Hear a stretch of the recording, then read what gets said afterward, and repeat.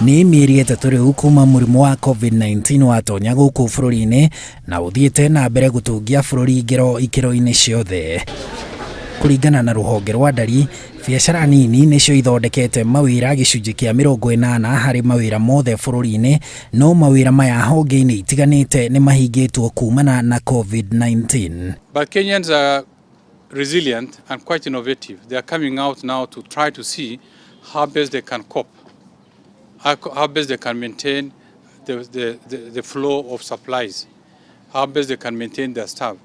And we are quite optimistic that with the appropriate protocols, the economy will slowly pick up. Regarding how many jobs have been lost, it's possible that we've lost substantial. No amwe a ahũri biacara mathiĩte na mbere kwihanda huho ici cia COVID-19 ta kagĩka werũ-inĩ. O ta ũrĩa kũrĩa kũngĩ gũkĩhana, biacara nĩ gũtirĩ biacara kwa kahinda gaka, reke tuge rĩu tũraruta biacara kĩndũ ta 30% kumagia hĩndĩ ĩrĩa mũrimũ wa corona wokire. Nĩ twarigirwo twahinga twathiĩ kũ, na twahinga niĩ ingĩkorwo nĩ ndĩrahonoketie 100 ngaiga niĩ nĩ ngũthiĩ ndĩ icio nake ũyũ nyandĩkĩte egũthiĩ kũ.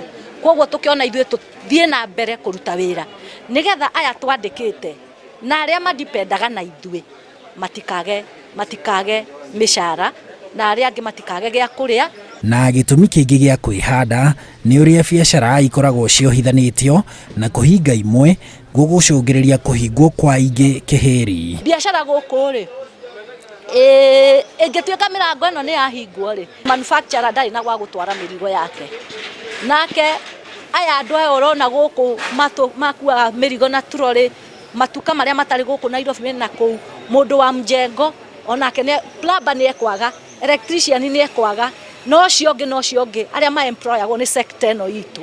Na ithuĩ rĩu gwa kahinda gaka ithuĩ andũ a kiosk, andũ a tũkaratoni twĩrĩ tũtatũ, ithuĩ nĩ ithuĩ tũtigĩtwo tũkĩnyitĩra bũrũri, ithuĩ twĩna andũ tũtigĩtie andũ aitũ a wĩra, ona akorwo gũtikĩrĩ na biacara ĩragĩthiĩ na mbere.